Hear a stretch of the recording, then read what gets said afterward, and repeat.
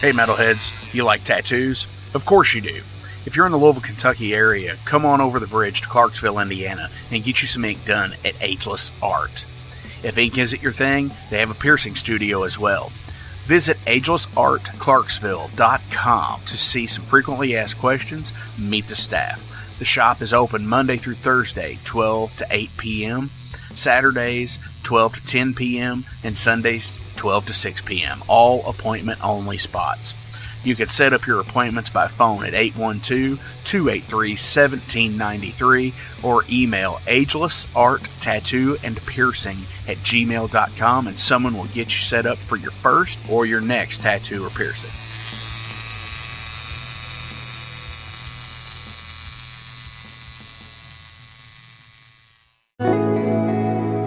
Hey, it's Jeff McNichol down here at Mom's Music, 1900 Melwood Avenue. I was just thinking, when I was a kid, the magic was at Frankfort Avenue, the Mom's Music at Frankfort Avenue, and I used to beg people to get a ride down there just to hang out with the guys and see all the cool gear. Now that I'm the owner of this store, it's like a dream come true. We're recreating the magic with the vibe that we used to have at the old store. We're carrying all the gear that you're going to possibly want. We're giving you the outstanding service and personal attention that you deserve.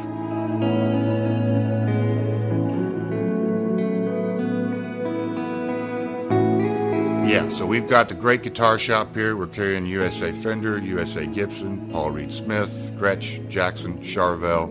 Anything you could possibly want, we're going to have it for you. Mom's is and always will be Louisville's music store.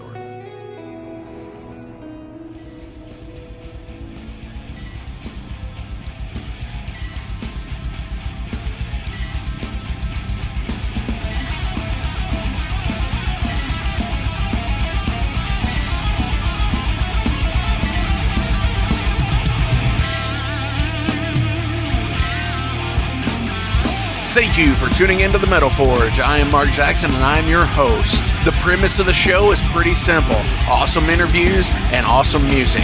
If you want to contact me, hit me up at metalforgeradio@gmail.com or visit the website metalforgeradio.com. And now let's get this show on the road. What is going on, Metalheads? Thank you all for tuning in to the Metal Forge this week. My name is Mark Jackson, and I, as always, am your host. Holy shit, how is everybody doing? I am doing fairly well. It has been a long, hot, crazy week. You know, you all know I'm in the Louisville, Kentucky area. The humidity has been absolutely fucking murder this week. I have never felt more like death than I have in a long time. I'm still fighting this fucking allergy season bullshit too, and oh my god. So, you know, I a lot of times record the interviews a few days beforehand so I can edit out any kind of dead air and so on and so forth, and just like today, I don't have near as much congestion as I did the other day. It kind of was funny because it worked that same way last week when I was on the line, and then I did the monologue here, and I was just like, wow, well, I feel pretty good, you know? So, anyways, I have Megaton Sword from Winterthur, Switzerland on the show today. Another European country. Holy shit.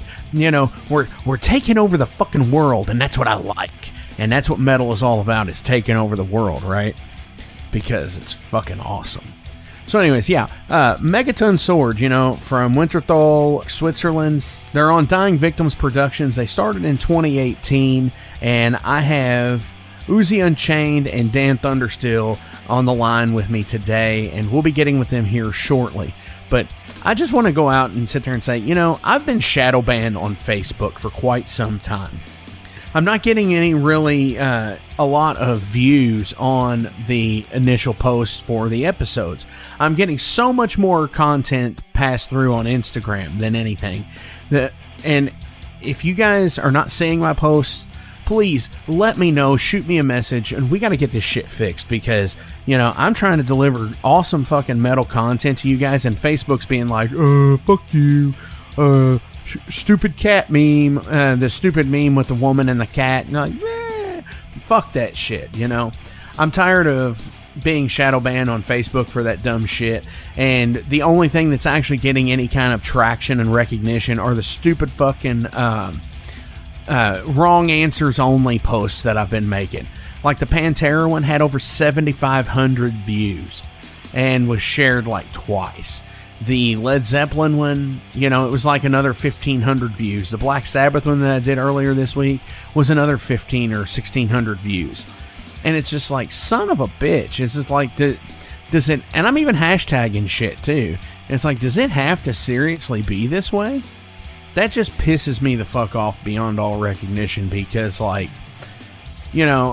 I'm trying to provide an awesome podcast for you guys out there to listen to and to get your metal fix and so on and so forth, and give me some feedback and some criticisms and all of that. But like, Facebook literally just doesn't give a fuck. If you try to promote on Facebook without their deal, it's absolutely ridiculous, because they try to push people away from going off site. Like if you put in like a .com or like a link in your post, they'll immediately like shit can you. Like it doesn't get near the views. Even on events, they don't get near the views that, just your stupid wrong answer only posts will get. Which, I know it's the algorithm and it just sucks, and that's kind of the way it is these days. But I don't want to fucking pay for that, that shyster shit of, trying to promote, you could reach up to 3,000 people over a 3-day period if you do it this way. I don't have that kind of money, and the podcast I do for free.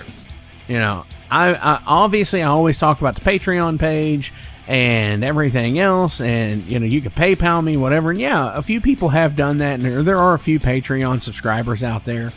But we're in a day and age where there's a lot of people not working still, and I'm not about to take their money if they're going to fall on hard times. I just can't do that. And I'll still continue to put out awesome fucking content for you guys. And I'm just, I'm going to do this. But if you do feel like donating, there are links in the description below for PayPal. Or there may not be a PayPal link, but I know there's a Patreon link. But if you do want to PayPal, it's metalforgeradio@gmail.com. You can PayPal me a donation, so we can get some new studio monitors, new cables, all of that stuff. I buy all of the music that you hear on this show. And I can't say that for a lot of people out there, but I at least do that. I've had very few people sit there and say, hey man, here's a couple of tracks, won't you play these when you talk to us? But no, I legit, I buy everything that comes through. And most of the time it's the full albums and EPs. I just don't buy a single track. I put in the effort and the money for it. So if you want to donate to that cause too, awesome. I appreciate you. But I'm going to play a song here from Megaton Sword in just a moment, and just like the state of things with Facebook, it just gets on my nerves and under my skin. So by the time I'm recording this, and hopefully you're hearing it before this happens, on August 14th in Indianapolis, Indiana, Black Circle Brewery is Heavy Hell 2 from Stranger Attractions and Wise Blood Records. So go and check that out. There's going to be about 12 bands on the bill. I know Lady Beast did have to cancel their set for that weekend due to some issues. I hope everything gets worked out for you all. You guys fucking rock ass. But no, Grave Ripper is going to be there. Basher's going to be there. Fister's going to be there. The Lion's Daughter, The Bribe of the Devil, Plague Years, Stress Angel. Check this out. Be there. It's $25 pre-sale. You should still be able to get tickets. It's going to be $30 day of show. As far as I know, they still have some tickets left. But if you do go, fucking hit me up. I will be running around there. I'll be in a battle vest, as most people probably should, but I have a big Motorhead patch on the back of it. If I'm not wearing the Motorhead, I'm wearing the black and red Black Sabbath one. So come fucking check me out, get some stickers. I will be around that whole day. Fucking awesome. Down below there are links to the sponsors, and without you guys supporting them, they can't support the Metal Forge either. And I am so grateful that you all do help these businesses. Whether you're listening to their podcast, you're buying instruments from them, you're going and getting tattoos, you're going to the Discogs page. Thank you all so much, and continue to please support all of these guys. You know, Ageless Art, Tattoo and Piercing, Mom's Music, Maxwell's House of Music, Better Days Records, Unchained Tapes, Mercenary Press, The Wrestling Steve Show, The Night Demon Heavy Metal Podcast, the It's Gonna Get Weird Podcast. Keep supporting those guys, because every bit helps us at the Metal Forge, and it helps them too. Y'all are fucking awesome. Thank you so much. Also, making sure you all click on the Spotify playlists as well. You'll get to hear all of the previous bands that have been on the show, and you'll be supporting those people as well too. Thank you all. Let's get into some Megaton Sword. This is from the Nearlet EP. This is Pristine War.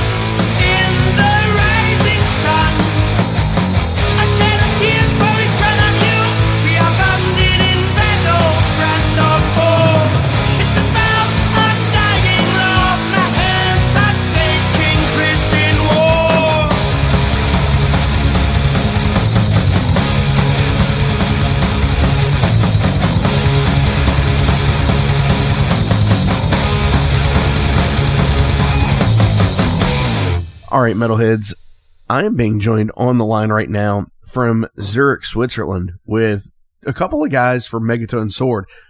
Who do I have here with us today? I'm Dan Thundersteel. I play drums.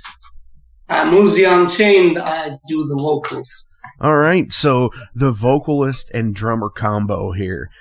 Guys, what's up? How are you doing today? Doing pretty good. Was a pretty nice day. Yeah. Awesome. Had a good practice last week, and we're pretty busy with the band right now, practicing, writing songs, and getting ready for shows again for this fall. Hell yeah, absolutely. So today is Friday the 13th, okay? And, it's a very superstitious day here. Anytime don't cross black cat kind of stuff. Do you guys, I want to get this one out of the way really fast. Do you have any superstitions that you believe in? Actually, not at all, no. Really? No, I think Friday the 13th is my lucky day. I don't know. Nice. I've seen awesome shows on that day and stuff. So I don't know. Like, for me, it's a good day. It's a good day, to listen to metal. Any Friday is a good day. Absolutely. So, tell the Metal Forge listeners out there about Megaton Sword. We're an epic heavy metal band from Winterthur, actually. Winterthur, not Zurich, Switzerland. And we founded ourselves in 2018 and released an EP and a full-length album since. Nice. Well, we've already dispelled the Encyclopedia Metallum, the Metal Archive, once here just already, because it says says Winterthur and Zurich also. So Well, it's the canton of Zurich. It's like the state. Zurich is like the state. Yeah, interesting. Winterthur, interesting. which has I don't know. Yeah, we just like pride ourselves in being from Winterthur. It's our town. Yeah, like we're part of the scene here, and so definitely. You came out with the EP in 2019 called Nerelit. Back in 2020, you actually released Blood Hails Steel, Steel Hails Fire, the full length. Yeah. When that came out towards the end of 2020. It looks like here, based on I don't want to say Wikipedia because it's almost Wikipedia for metal. The Metal Archive says that it came out in November of 2020. Now, was this something that you had already ready to go, or because the no shows, did you say, we've got to do this, we've got to do an album now? How did that work for you? Well, yeah, we had some songs ready right after the EP was released. We already wrote some songs, and then we were thinking about what shall we do next, and we just thought another EP would be lame to release, and then we did an album, and we wanted to get a full stacked album together with all its variety regarding the songs, and wanted to have some faster songs, some hits, some more crowers and stuff like that, a ballad. And so we were really looking forward to get it recorded as quick as possible. Yeah, but all the material was written before COVID hit. Like we knew we were gonna do an album even before the pandemic hit. So, but like it was quite favorable for us because we had more time to rehearse before going to the studio. Absolutely. But in the end, like we only moved the studio time up for like 2 weeks. So yeah, we had the album planned before COVID. Okay. So it wasn't actually fueled by the pandemic to actually create a full length. You had already had the plan set in motion to do it. COVID, if anything, just sit there and cemented the thing of saying, okay, well now we really should get this done. Yeah, definitely. Like as soon as the EP was released and the widespread critical acclaim they got, we knew we had to do an album as soon as possible. Definitely. And to like get the momentum, to take the momentum with us. Right. And it seems here, the cool thing is looking back through the history of these, it's cool because they were released just about a year apart from each other. Yeah. See, and I'm like a creature of habit when I play music, so I always like to put an album out around the same time every year. And it's like I like February because I like taking the winter off. So I get it, and it's pretty cool, and I really enjoy when bands do that. I don't like waiting like 7 years between albums or 10 years between albums. It's like, what the hell? It's like, would y'all do something already? That's right. I understand you completely. It's like, it's such a long longing until you finally get your next record from your favorite band. And I mean, well, we definitely were able to record it after a year, so why wait longer? Definitely. So I guess the next question I would have to go with this is obviously with the pandemic, you haven't been able to play live shows, if any at all, maybe just a few, if you're lucky. And here it is already August. Are we going to get something new in November? No, unfortunately not this year. Right. Yeah, but maybe next year. Definitely. We'll see. But yeah, working hard. We're working hard on the new songs, and yeah, we're planning to hit the studio in like next 6 months or so. Definitely. So you are actually writing. You're nothing set in stone yet. Right. Yeah. Well, and I want to switch over here. I want to talk about the artwork on the album and the EP, because I'm looking at them on the Bandcamp page, and I love the artwork, which I think is we love it too. Yeah, I think it's a huge staple point for metal music in general to have great artwork. Who was the artist? Was Adam Burke? Adam Burke, yeah. Interesting. From Portland, I think. Yeah, Portland, Oregon. Okay. Does he live there? Yeah. I think so. Rad town. Portland, the PDX scene keeps coming back somehow. I don't know if he lives in Portland City. I'm not sure. Yeah, but I think he lives in Oregon somewhere. Okay. Or like up in this area. Yeah, but he's an awesome artist, and he did the cover for both, I'm assuming. Yeah, he did the cover for both. Right, because after the first one, we thought, oh man, that was so great. We need another one. How is he going to top it? But then he topped it. And he's probably going to do the next one as well. Absolutely. Well, I think the artwork means so much in music, because no matter what it is, the audio can always be there, but having like a great visual, well, even if you're just looking on a CD, that 4.75 inch by 4.75 inch jacket, or the 12 by 12 for the record, if you have on vinyl, is something that's like, to me, it helps create the full experience.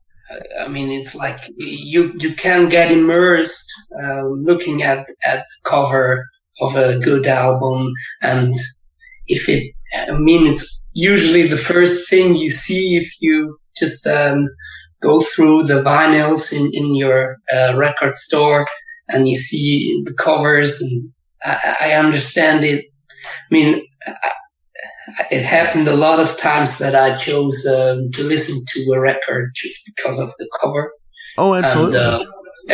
And, and if the music then hits the spot, I mean, it's just awesome. And even later on, when you when you had a few listens and you start immersing in the sound, and then the cover is like a focus for your attention while you're listening to it. I mean, and if you're listening to the record with your friends, you can pass it around. Oh yeah. I just love inspecting the artwork and listening to a song and then reading the lyrics to the song and then finding connections with artwork. And whether they were intentionally put there or not, I think it's an extremely powerful thing to have as a musician. It's a great tool to be able to to have that to where people could sit there and say, like, I'm gonna like go off here and say, looking at these two album covers together on the Bandcamp page, on Nerelet, you've got the mountain range with there's like the little river that flows in from the ocean, and you see where the mountains kind of run into the ocean. But on Blood Hails Steel, Steel Hails Fire, you see a city burning, but you see that same mountain range in the background. Exactly, yeah. And it's just, and you see the water in front, and it's almost as if the city that's burning, it's like it's on that inlet of the river in Nerelet. And it's so cool because that tie-in, it's rad as shit. There's another band from Germany that I talked to called Nightfire. They had 3 comets on their first album cover, and that was their tie-in to their second album. Is they had those same 3 comets doing something else on the second one. It's like, that kind of art directive. If you're a band that does concept albums, or even if you're not, if you can add a concept in there somehow, to me, I eat that stuff up. It's like an extra added bonus. Cool. I always like the tag back into things, No, but it was really important for us that the album cover continues to spin the story of Nerelet, and it's actually not a mountain range you see on Nerelet. I mean, it essentially is a mountain range, but it's actually the Megaton Sword. If you look at it closely, it's maybe it's a sword lying there. Yeah, it was, the intention was to have a sword shaped mountain range. I see that now, and now I feel right. and now I feel like a dumbass. Because as I'm looking at doesn't matter, you're not the first one. Because it's interesting, because unless you actually, like you did, you just pointed it out, I didn't catch that, where it's just like you've got the blade, and I guess it's because I don't know, it's interesting. But I love being a painter as well, and myself not a very good painter, but I love seeing just all of the individual brush strokes that come up, in the water, in the mountains, in the sky. It's just his style is really great. Definitely. It's so cool that it's just wow. And you could tell it looks like it had taken so long to do this.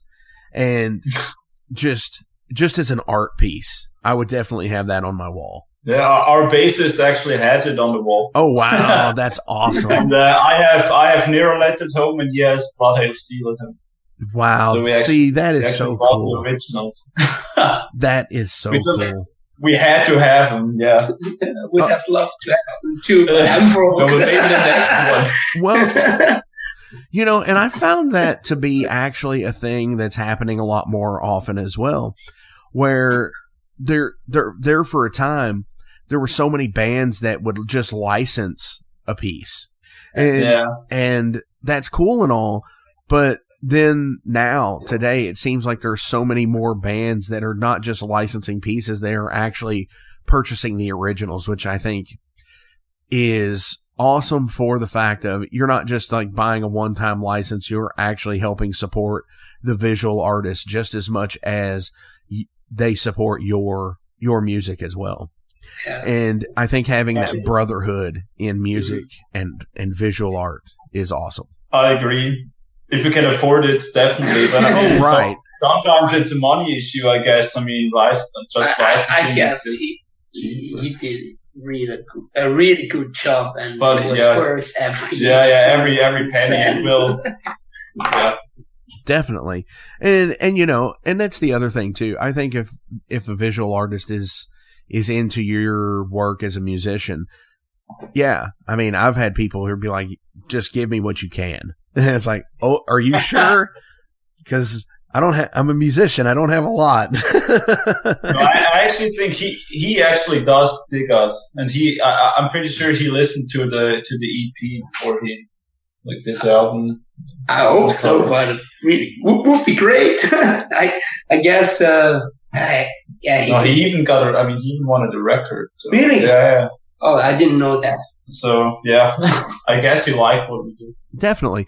And it's awesome to have an artist that is strictly there for you guys as well, as being a musician, because you can have artwork done by so many different people, but having an artist that digs what you do and gets the vision that you're trying to create, that is worth its weight in gold.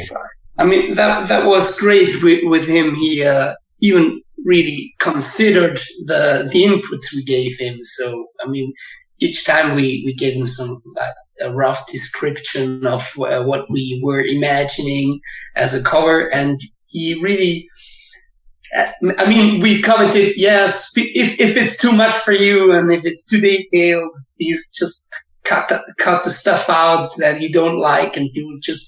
We really want just an awesome cover, and we want you to enjoy your work.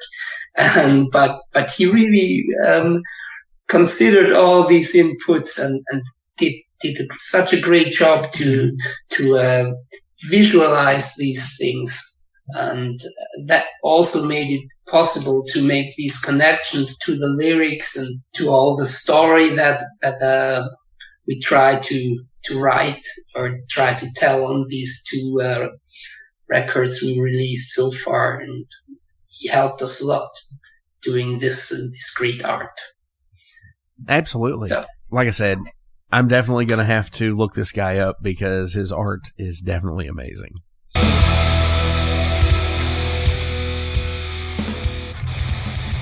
Saturday, August 14th, 2021. Stranger Attractions and Wise Blood Records present Heavy Hell 2 with Grave Ripper, Basher, Mother of Graves, Hate Monger, Lady Beast, Stress Angel, Plague Years, Bible of the Devil, The Lion's Daughter, Fister, Senguisabog. Show is at 1. Doors are at noon. $25 in advance, $30 day of show. All ages be there.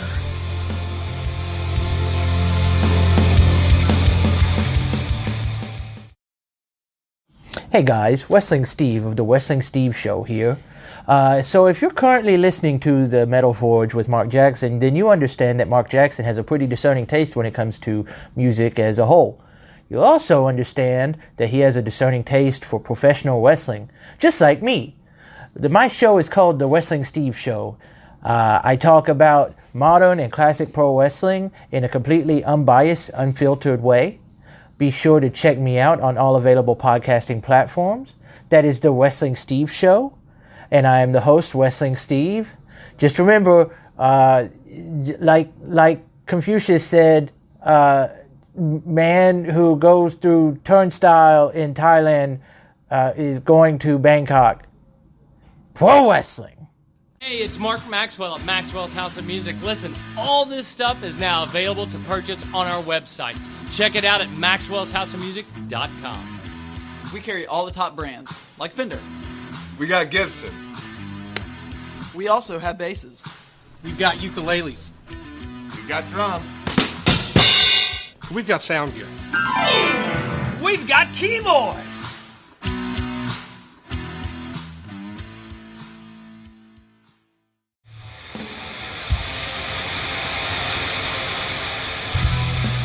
Hey everybody, let me tell you about the new sponsor to the Metal Forge, Unchained Tapes. They're an independent Pennsylvania tape label.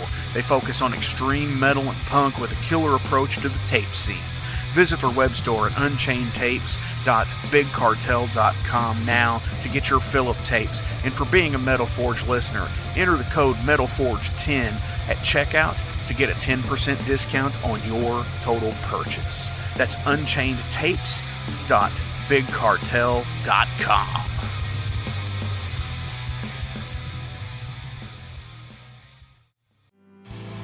Hey, are y'all in a band? Do you need merch for shows? By now I'm sure you've seen all the Metal Forge patches that are available, along with many more. Well, the printer I use for those is UKR Patcher. Check them out on Facebook and Etsy. They do awesome custom work and for extremely affordable prices for any band budget. Check them out, UKR Patcher on Facebook and Etsy.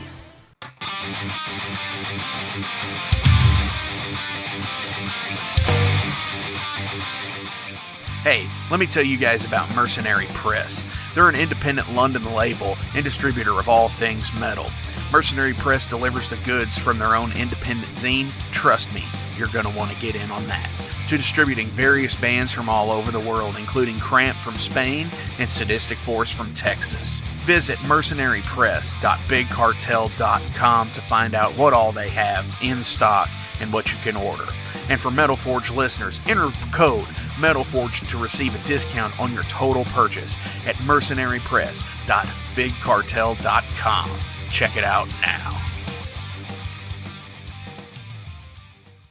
I'm going to go ahead and switch gears here. I'm going to get into some general profile questions on you guys as people, because that's what we do here at the Metal Forge. We like to talk about the art, and then we talk about you guys, because everybody's people. Rapid fire. Sabbath or Zeppelin? Sabbath, definitely. Yeah, Sabbath. Definitely. I never really got into Led Zeppelin somehow. No, I really enjoyed it for quite some time, but then it just didn't go. It didn't stuck for forever. Like Sabbath always caught my feelings. I don't know, my heart. I understand. For me, I like some Zeppelin stuff, of course. I like a lot of the later career stuff, in Through the Outdoor, Houses of the Holy, stuff that comes off of those albums rather than like Led Zeppelin 1. I don't dig their, I like the song. That one is great. Yeah, but actually same. I mean, if I listen to Zeppelin, I listen to like House of the Holy or something like from the latter era. Yeah. But I mean, Sabbath. I just love Sabbath from their debut up to their latest album. Right. And I even really got into the Tony Martin stuff the past few years. I think it's really underrated. Oh, very much so. I know Tony Iommi is working on doing remasters of those 4 albums. The Headless Cross, Cross Purposes, Tear, and Forbidden. Yeah. And I really hope those actually are coming out soon, because you can't find them anywhere. They've never been reprinted. Yeah. I actually found the originals, like Headless Cross and Cross Purpose, I found pretty cheap, and I bought them. But I really long for a re-release of Tear on vinyl. That'd be great. Absolutely. I found a bootleg copy of Forbidden at a local record store here, and I was like, I need that. Because I love the album cover of it. It's interesting to hear power metal Sabbath, I guess. Yeah. Which I think that the Tony Martin era is pretty power metal compared to the Doom with Dio and the somewhat Doom and pop with Ozzy. Yeah. What band do you like but none of your friends like? For me, it would be Nazareth from Scotland. I think they're pioneers in like early heavy metal, but none of my friends really get it. I don't know why. Definitely. I mean, they like the band and stuff, but I don't know. They're not really into it. Right. I just love them somehow. No, I completely get that. I actually just picked up a copy on vinyl of Hair of the Dog. So yeah, for me, it's probably Depressive Silence, and their album is called Morning, and it's like it's an early Dungeon synth album, and it just I really love it. It's epic, and there are so many layers of synths covered one on top of each other, but every time I give it a try at the vinyl listening session, everybody goes like, "Oh no, man, please stop it! It's too much." Yes. What food can you not stand? Fruit. What food can you not stand?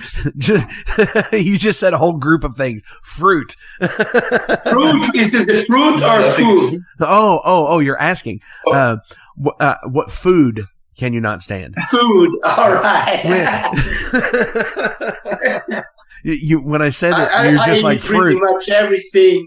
I mean, except I'm a vegetarian by choice, so I don't eat meat. But I actually really enjoyed eating meat when you did. when I did. But I mean, there's nothing I really don't really hate to eat. It's all fine to me. Okay, really, right on. For me, it would actually be meat. I'm a vegetarian too, but more because I really don't like meat. Never liked it, and just stopped eating it altogether a while ago, a few years ago. So I think, guys, that's it. And besides that, I eat pretty much everything. I mean, right on. What was the first concert you ever attended?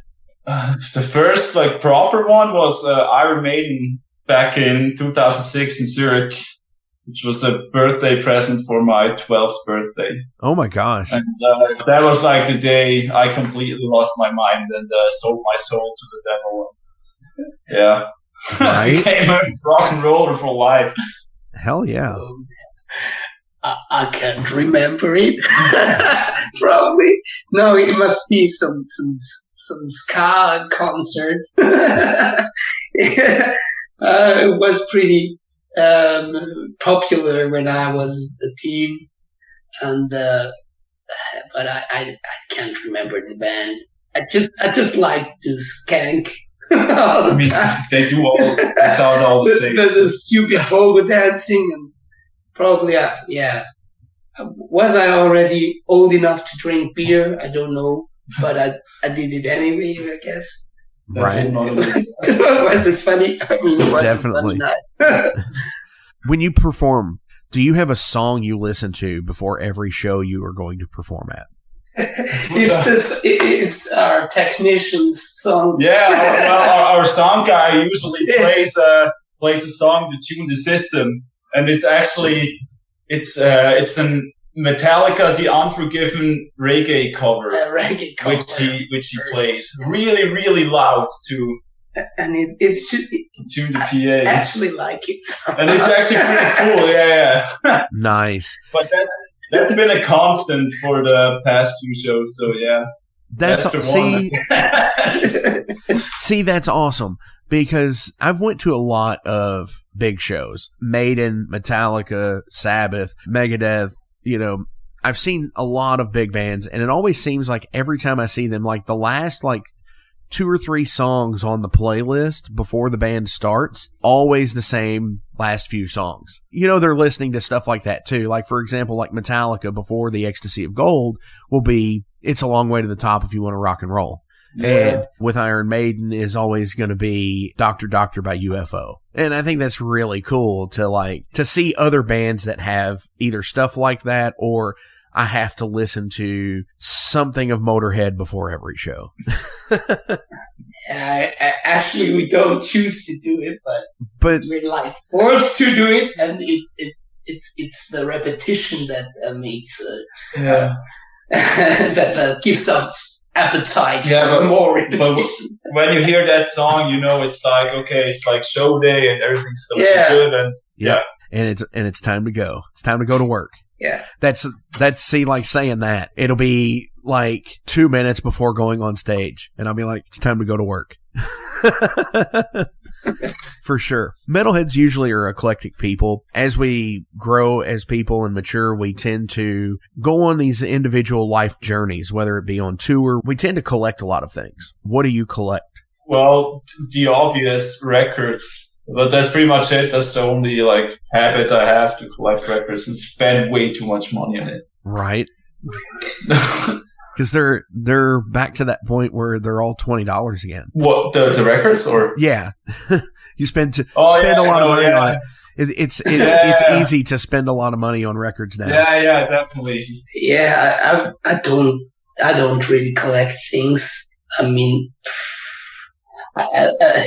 no, there's nothing. I mean, vinyls, of course, I would love to possess even more of them, but it's not an obsession to get everything. I mean, for me, collecting is trying to get a hold of each and every copy and each album of a band. And for me, it's not like that.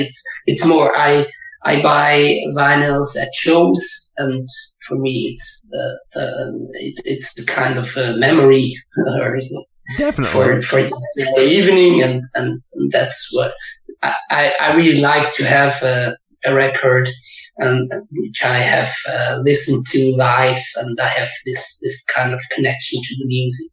Definitely. Otherwise, I don't collect things, yeah. And I think it's interesting that you put it that way, because you're absolutely right, because it totally seems with collecting vinyl, there is a bit of obsession that goes with it, I think. Because there's those bands that will release 6 different copies of the same vinyl, and it'll be on different colors, and which is crazy these days. Yeah. I mean, you've got pinwheel splatter, 2-color, tricolor, clear, bone white, and black vinyl, and you have those people that will be like, "Do you have it in this color?" Because that's the only. It was limited to 100, and that's the only one I'm missing. And I think while I appreciate that part of it, that I can get that, I just need one copy of it. Because am I feasibly going to listen to, does it sound this much better on the gold press vinyl as opposed to the black vinyl? Actually, it probably sounds worse. Why? On a 180 gram black vinyl, I think it sounds best. You can it's actually effect, I think, because of the material. But yeah, I think it's overkill, like having so many different versions of a release. I think like our label does it. I like that way. Like he does a special edition and a regular one, but that's pretty much it. I think it's cool to have like 1 or maybe 2 like special editions with different color, and maybe like have a patch with it or something. But more than that, I think it's just overkill. And I don't care if people want it. I mean, if people want it and they buy it, can have it. If the demand is it's their choice. Right. For me, it's more like when I wanted to get a grab on some black metal vinyls, and they were only limited. There was a limited press back in the 90s or something, and you don't get anything below like $200 or something. And then I was really happy when finally some labels re-released these records, and now you can get them for a normal price, because I just love to listen to that stuff. Yeah. Right. I agree. That's something that I've noticed, that there's a ton of things that I would love to have, but because they haven't been re-released or anything, like if you go on Discogs or Amazon or anything like that, the used market is so ridiculously expensive. Yeah, that's true. Hey everyone, it's Chris from Mercenary Press here. If you're hearing this, it's because you're listening to the Metal Forge podcast, and clearly, you're a person of taste and a fan of quality heavy metal. What you might not know is that you can get 10% off all Mercenary Press orders. That includes the Sadistic Force First Strikes cassette and Inhuman Nature's debut album. We've got new releases from Temple of Mystery Records, Postmortem Apocalypse, and Wrathchild Records. Head to mercenarypress.bigcartel.com and use the code. Make sure you spell it out in all caps, one word, Metal Forge. That's all caps, one word, Metal Forge. You'll get 10% off your order, and I'll get that out to you right away. Thanks a lot, Metal Forge. Infernal hails and cheers. Take it easy out there. Welcome to the night. You think you know Night Demon? Then the Night Demon Heavy Metal Podcast is for you. Step into the darkness as we peel back the curtain to give you an unprecedented, all-access look into the mind and the heart of the demon. We're talking band history, song analysis, studio anecdotes, stories from the road. It's everything a diehard Night Demon fan could want and more. This is the only place to learn the inside scoop, the deep dive trivia, the untold tales from the band members themselves and those closest to the Night Demon story. Need more? The sacred Night Demon Crypt will be pried open to reveal demo recordings that have never before seen the light of day, all with in-depth commentary by the band and the people who were there for the writing and recording process. This is a gold mine, a treasure trove of all things Night Demon. Head over to nightdemon.net or wherever you listen to podcasts. It's Gonna Get Weird is the name of the podcast. We're on season 2, so you have a whole season to get weird with Frank Green and Scott Clark. The best part is there's always laughter. Oh, yeah, you need to pull that out. We have national touring comedians, NFL stars, rock stars, your local friends. It always gets weird. Weird answers. Have y'all ever snorted coke off of a 78 Pinto? No? You ain't no man. Weird questions. Who had a bigger cocaine habit, Jock Sutherland or Kaywood Ledford? Neither one, because they stopped beating their wives. And weird we never even thought of. Well, no. My friend is on acid, and I sent my friend to go find a payphone so that I can call and turn myself in for murdering this guy and ruin my life. We love all types of people, but we don't love all people. Weird. It's Gonna Get Weird is the name of the podcast, available everywhere. And thank you to Big X Sports Radio for being a proud sponsor of It's Gonna Get Weird. Frank Green, Scott Clark. Yeah. All right, I've got a few more questions here. What is your most unpopular music opinion? I don't know if it's unpopular, but I really, I mean, I love metal and I listen to metal, but I mean, there are so many genres of music which I enjoy, so I guess it's, I don't, maybe that's an opinion. I really love to dig into other genres as well, and the popular, for me, a popular metal opinion is that you only need to listen to metal and nothing else. You're exactly right on that, because there are so many. I think that definitely fits the spirit of this question, because there are so many. It's got to be all metal all the time, people, and they don't stop to appreciate other genres of music as well. Where you can listen to classical music, and in a very sense of the term, metal is modern classical music with the way it is performed, with the way it is written, with different modes and scales and so on and so forth, versus playing E, A, and D on a song and just strumming it away. No, but I mean, I listen to. I'm a metalhead through and through, but like limiting myself to this genre would just get boring, I think. And I came to realize over the years that good music is good music, like no matter what genre it is. Yeah, I mean, I think we all like share this sense in the band. We listen to pretty much everything, but like metal is the focus. But still, it doesn't mean that you need to like mix all the genres together. No, you don't have to play in a band. I mean, you don't have to do that, but you can still appreciate good music. Yeah, right. Like no matter what genre it is. Absolutely. But as far as unpopular opinions, I think I have several. Actually, I think Dio Sabbath is much better than Ozzy Sabbath. Even though I love Ozzy Sabbath as well. I don't know if that's an unpopular opinion, because I know a lot of people that say that. Yeah, I know. It's like, I don't know. I mean, you can like debate all night long about that question. I mean, very much. I love both, but like the Dio stuff is just so much higher in my like preference list. And I think Toto is the greatest band of all time. And that's a pretty unpopular opinion with my friends.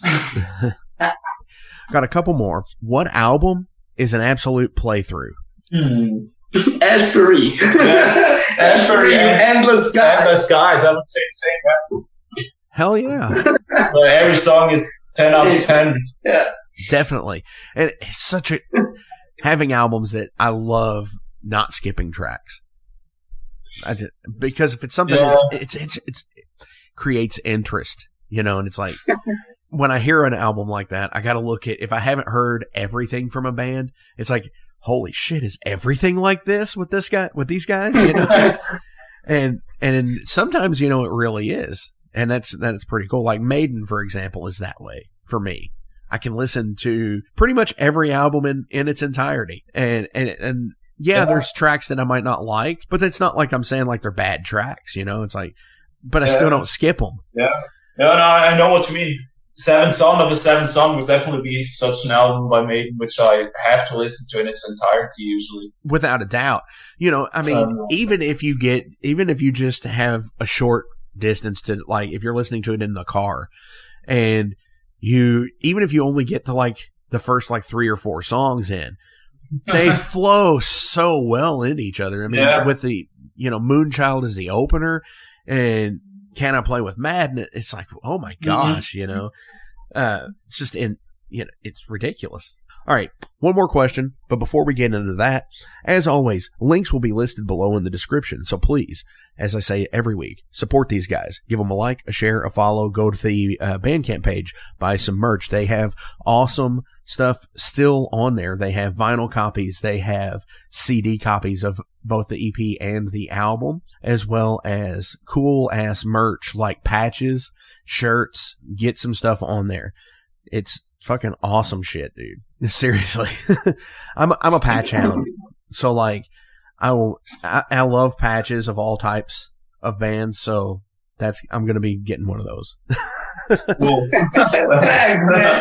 And do you have any shout outs you want to give to anybody before we go today? Oh, well, a shout out to my shout out.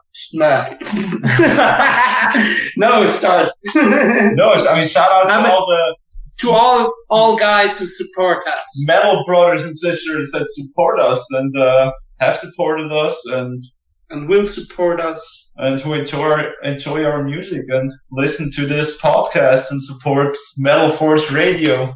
Hell yeah! And thank you. Listen to good music and cheers from Mirolet. Hell yeah!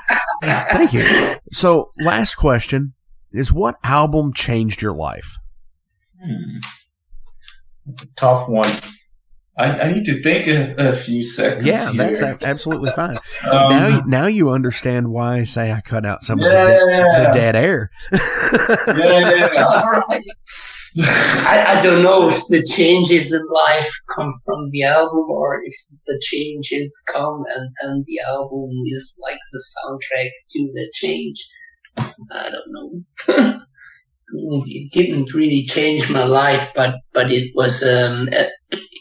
I was listening to a lot of like 70s music at first, and I actually got into metal a bit later.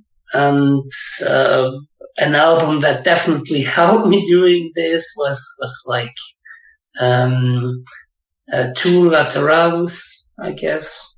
Okay. That was like a bridge from this psychedelic rock music to metal, and it really had this kind of songwriting and but also the metal riffs and that changed my my musical tastes. For sure. No, I get that. And I saw them on that tour, and that's been the only time I've ever seen Tool. And it's just that album I have a strange affinity for as well, where I do like everything that came before it. Yeah, that's pretty much where I think that's their pinnacle to me. I mean, you've got the stuff that you've got 10,000 Days that came out like 5 or 6 years after that, and then Fear Inoculum that came out last year.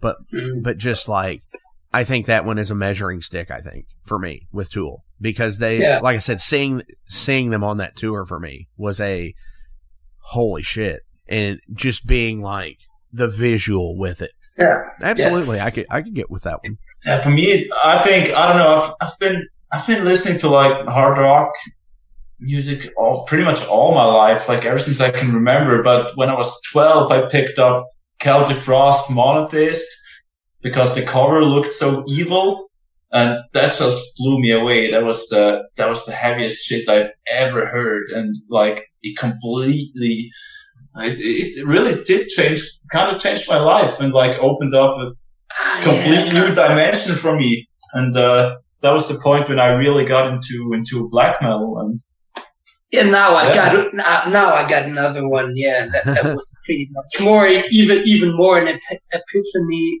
to me. It was Isis Oceanic. I don't know if you know the band. No, I do not.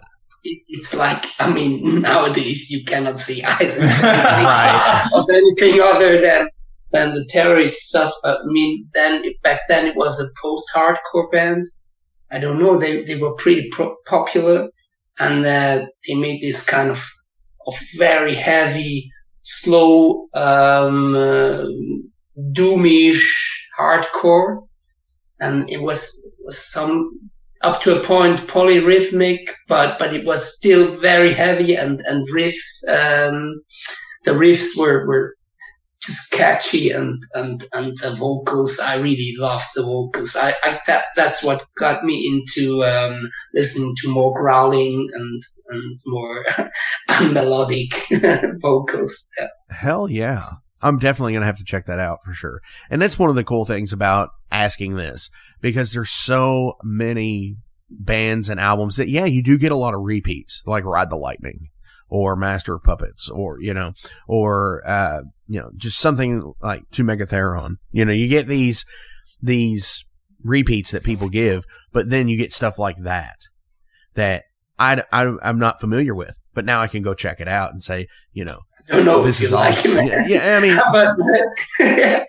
but hope you enjoy it. Yeah, definitely. It's like finding new content is always where it's at for me. I love discovering new bands and saying, these guys are really fucking cool, or, it's cool, but it's not for me, and then passing it along to somebody else who I know is like, oh, dude, check these guys out.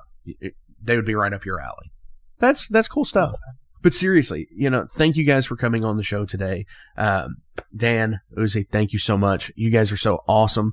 And on the way out today from the album, what do you want to play? Up to you. Songs of Victor. Yeah, Songs of Victor. All right, let's go for Songs of Victor. Yeah. All right. So, here it is. This is from Megaton Sword. This is Songs of Victory.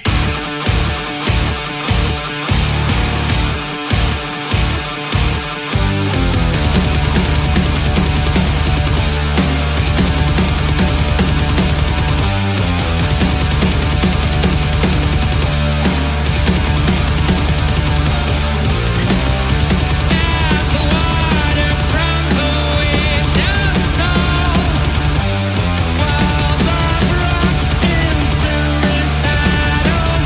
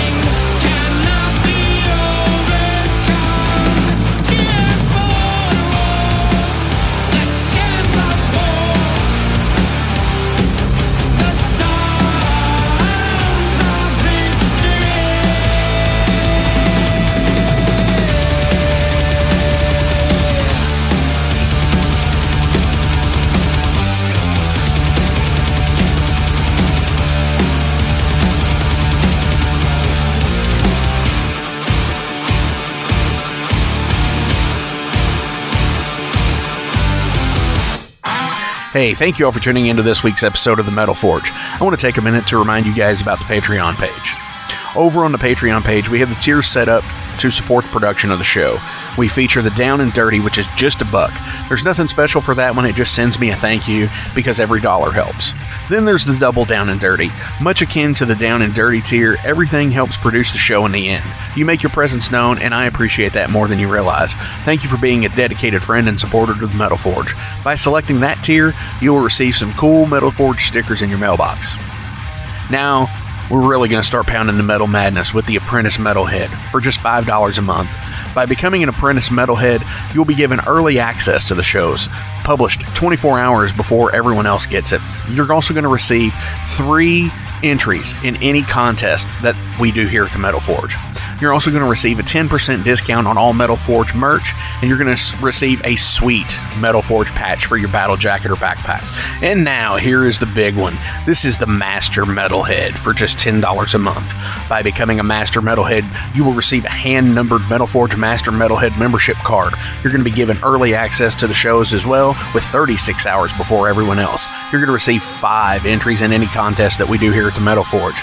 You'll be able to submit audio questions that I will use on the show of you asking questions to the upcoming guests. Remember, timing is everything, and you will need to keep up with the upcoming guest list on the website. You're also going to receive advanced knowledge of any new merch coming out and be given a 25% discount on all Metal Forge merch. And you're also going to get all of the other rewards from the other tiers. So visit patreon.com/Metal Forge Radio today and help support the Metal Forge. Rock on.